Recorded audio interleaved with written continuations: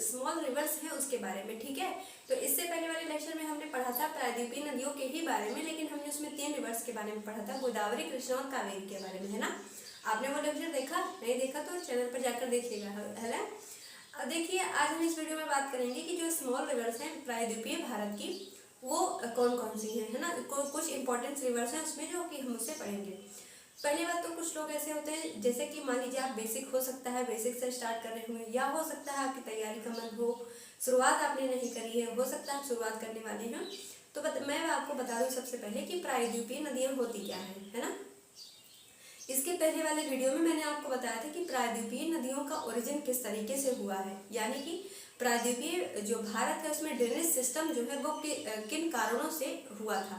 तो कारणों को जानने के लिए चैनल पर विजिट करिएगा, आपको वो वीडियो मिल जाएगा, आप उसको आराम से देख सकते हैं। ज़्यादा बड़ी वीडियो भी नहीं होती है, तो आराम से आप जिस तरीके से आपको टाइम मिले वहाँ से आप देखिएगा, ठीक है। अब मैं आपको बता दूँ कि प्रायद्वीपीय भारत क्या होता है। प्रायद्वीपीय भारत हम क्यों कहते हैं? देखिए, प्रायद्वीप पहले से समझते हैं क्या होता है। ऐसा कोई पृथ्वी या फिर जमीन का टुकड़ा जो 3 तरफ से पानी से घिरा हो, है ना। तो इसे हम कहते हैं क्या? प्रायद्वीप, यानी कि पेनिनसुला, जिसको इंग्लिश में हम पेनिनसुला बोलते हैं। तो देखिए, अब हम स्टार्ट करेंगे वीडियो को, ज़्यादा टाइम ना वेस्ट करते हुए। सबसे पहले यहाँ पर लिखा हुआ है, देखिए, तापी रिवर निकलती कहाँ से है? एमपी के बैतूल नाम के जिले से निकलती है, और इसके सहायक नदी है पूर्णा रिवर। और ये पूर्णा रिवर जो है आपसे एग्जाम में पूछा जा चुका है कि पूर्णा नाम की नदी किसकी सहायक नदी है? तो तापी की है, ओके। अब इसका जो तापी रिवर है, निकलती तो एमपी से है, लेकिन इसका सबसे ज़्यादा जो एरिया आता है वो कहाँ पर है? महाराष्ट्र में है। और ये स्टेटमेंट आपसे हो सकता है एग्जामिनर ऐसे बना के दे दे कि तापी रिवर निम्नलिखित के बारे में क्या सही है क्या गलत। पहला स्टेटमेंट, तापी रिवर एमपी के बैतूल ना देकर कोई और जिला आपको दे सकता है, तो बैतूल जिला याद रखिएगा। उसके बाद दूसरा स्टेटमेंट ये इस तरीके से बनाया जा सकता है कि जो तापी रिवर है उसका सबसे ज़्यादा एरिया एमपी में है।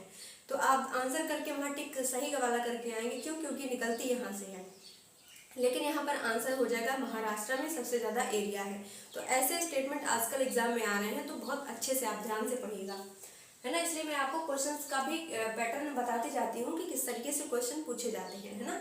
अब उसके बाद देखिए, दूसरा रिवर क्या लिखा हुआ है? लूनी नदी। ये सब साउथ इंडिया की रिवर्स हैं, ठीक, ध्यान से देखिएगा। दूसरा क्या लिखा हुआ है? लूनी नदी। अब ये लूनी नदी कहाँ पर है? राजस्थान में है, और राजस्थान का लार्जेस्ट रिवर सिस्टम है, तो इसलिए राजस्थान के जो पेपर होते हैं उसमें लूनी नदी का जिक्र जरूर होता है, तो आप बहुत ध्यान से इसको पढ़िएगा। अब देखिए, उसके बाद क्या लिखा हुआ है कि ये जो कहाँ से है? पुष्कर के पास से निकलती है और वेस्ट ऑफ अरावली, ठीक है। तो सब दो स्टेटमेंट यहाँ से बनेंगे, आपसे पूछा जाएगा कि ये पुष्कर से तो निकलती है, लेकिन जो पुष्कर का एरिया है वो अरावली के पश्चिम में ना देकर कोई और दिशा दे सकता है। तो याद रखिएगा कि पुष्कर कहाँ पर है? अरावली के पश्चिम में है, जहाँ से जो लूनी नदी है वो निकलती है। अब यहाँ पर हम समझेंगे कि लूनी नदी जो ओरिजिनेट जब होती है तो लूनी के नाम से ही होती है या फिर कई धाराओं से मिलकर बनी हुई है। तो देखिए, यहाँ पर आती है सरस्वती नदी और साबरमती नदी। ये दोनों आपस में जहाँ पर मिलती हैं वो जगह कौन से? गोविंदगढ़। तो यानी कि गोविंदगढ़ में साबरमती और सरस्वती ये दोनों नदियाँ मिलती हैं, आपस में मीट होती हैं, और जब आगे एक धारा बनकर निकलती है तो वो होती है क्या? लूनी नदी। ऐसे ही सेम केस गंगा में है। गंगा पहले भागीरथी और अलकनंदा दोनों नदियाँ आपस में कहाँ पर मिलती हैं? देवप्रयाग में। तो देवप्रयाग से जो आगे एक धारा बढ़ती है वो होती है गंगा रिवर, ठीक है। देखिए, दूसरी रिवर का नाम क्या है? सतलुजी नदी, जो कि कहाँ से निकलती है? डलकहवा नाम की जगह से, जो कि कहाँ पर है? गुजरात में है। तो सिर्फ आपको ओरिजिन प्लेस आपसे यहाँ से मैं जो भी 4 नदियों के मैंने नाम लिखे हैं कहाँ से निकलती वो लिखा है, क्योंकि आपने मैच ऑफ फॉलोइंग आपने देखे होंगे, है ना, क्वेश्चंस को देखा होगा। तो उसमें क्या होता है कि एक तरफ नदियाँ दी जाती हैं और दूसरी तरफ उनका ओरिजिन प्लेस दिया जाता है, तो उसको आपको मैच करना रहता है, या फिर वो पहले से ही मैच करके देगा, आपको उसमें बताना होगा कौन सा करेक्शन जो मैचिंग है वो सही है या फिर गलत, ठीक है। तो इसलिए यहाँ पर मैंने ये ज़्यादा इंपॉर्टेंट नहीं थे, लेकिन आपसे यहाँ से ये क्वेश्चन 1-2 इसमें से पूछे गए तो मैंने सारे लिख दिए। सतलुजी नदी कहाँ से निकलती है? जलकहवा गुजरात से। भद्रा रिवर कहाँ से निकलती है? राजकोट गुजरात से। धाधर रिवर पंचमहल से। बेतरना नदी त्रिम्बक के पठार नासिक से। कमेंट बॉक्स में लिखिएगा कि नासिक नाम की जगह कहाँ पर है, ठीक है। अब देखिए, उसके बाद लिखा है मांडोवी एंड ज्वारी रिवर। तो ये दोनों नदियाँ जो है, हो सकता है आपको दिख रहा है नदी थोड़ा सा लाइटनिंग का इफेक्ट है, तो मांडोवी मैं आपको बोल दे रही हूँ, मांडोवी और ज्वारी ये दोनों नदियाँ कहाँ पर हैं? गोवा में है। पेरियार नाम की नदी कहाँ पर है? केरला में है, और जो पेरियार रिवर है वो केरल की सबसे सेकंड लार्जेस्ट रिवर है। तो इस वाले क्वेश्चन में स्टेटमेंट आपसे इस तरीके से, पेरियार रिवर बहुत न्यूज़ में रहती है तो बहुत ध्यान से इसको पढ़िएगा। पेरियार नदी जो केरला है वहाँ की सेकंड लार्जेस्ट है, तो स्टेटमेंट आपको हो सकता है सेकंड ना देकर कुछ और दिया जाए, फर्स्ट थर्ड ऐसे करके, ठीक है। अब उसके बाद देखिए अगला इंपॉर्टेंट रिवर क्या आता है, पेम्बा। जहाँ पर मैंने स्टार लगाया वो सारे इंपॉर्टेंट है, ठीक है, मोस्ट इंपॉर्टेंट। पेम्बा रिवर कहाँ की है, केरला की है। फॉल इन वेम्बनाड लेक, ये क्या है, वेम्बनाड नाम की लेक है। और आपसे ये लेक का नाम आपसे पूछा जा चुका है पेपर में कि वेम्बनाड लेक कहाँ पर है। उसके बाद निकलती कहाँ से है, अन्नामलाई हिल है, वहां से ये निकलती है और जाकर वेम्बनाड लेक में गिरती है। तो आपसे एक स्टेटमेंट में एक बार क्वेश्चन ये पूछा गया था, वेम्बनाड लेक में किस नदी का पानी आता है, तो यहाँ पर आंसर आपको मिल गया।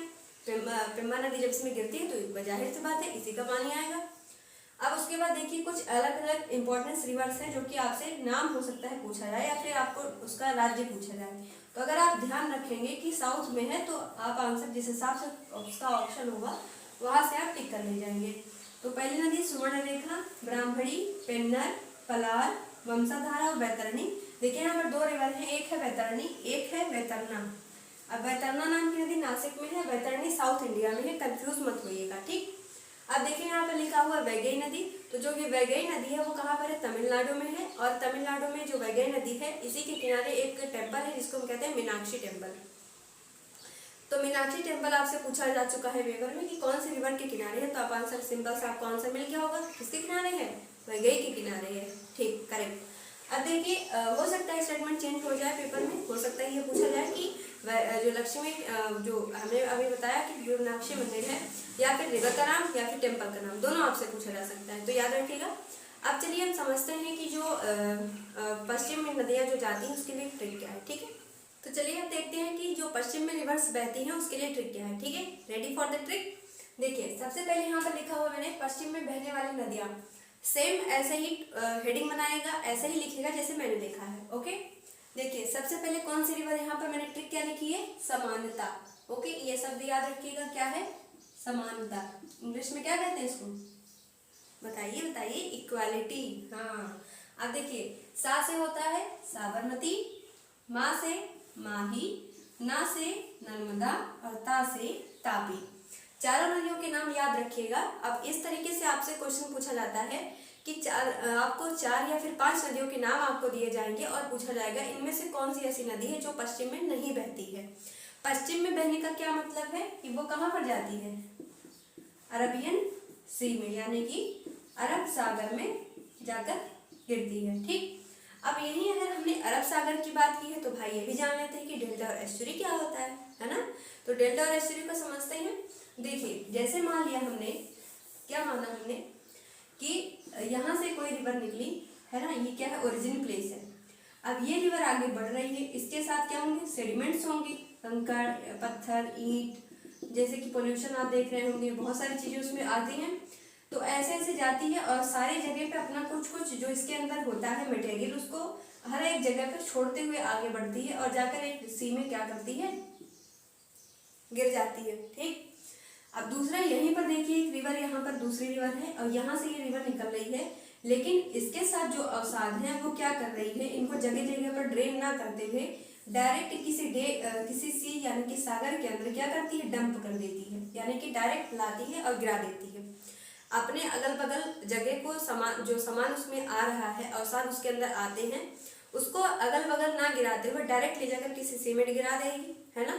और कोई दो यहाँ पर जो डायरेक्ट सी में गिराएगी, अगल बगल नहीं गिराएगी, सीधा जाके सी में सब कुछ गिरा देगी, और वो होता है एस्चुरी। वो क्या होता है, बोलिए बोलिए, एस्चुरी, वेरी गुड।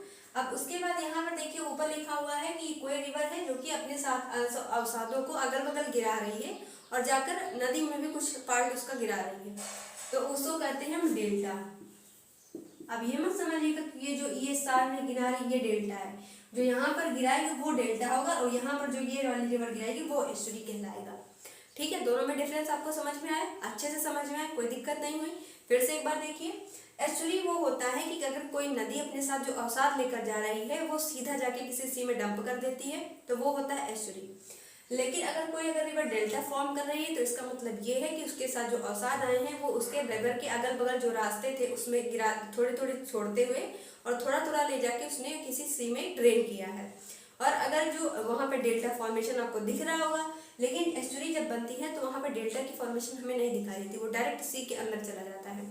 तो यही डिफरेंस होता है डेल्टा और एस्चुरी में। और बहुत सारे लोग यहाँ पर कंफ्यूज होते हैं कि डेल्टा और एस्चुरी क्या होता है। तो मैंने आपको बहुत अच्छे से आपको क्लियर कर दिया, सिंपल सी आसान सी भाषा में, साधारण लैंग्वेज में, ताकि आपको अच्छा लगे और समझ में आए। ठीक, तो कैसा लगा आज पढ़कर, वीडियो में जरूर लिखिएगा, कमेंट बॉक्स में जरूर करिएगा कमेंट। और चलिए अब मिलेंगे अगले लेक्चर में, तब तक के लिए थैंक यू, और इसी साथ मेरे साथ बने रहिए। Thank you very much.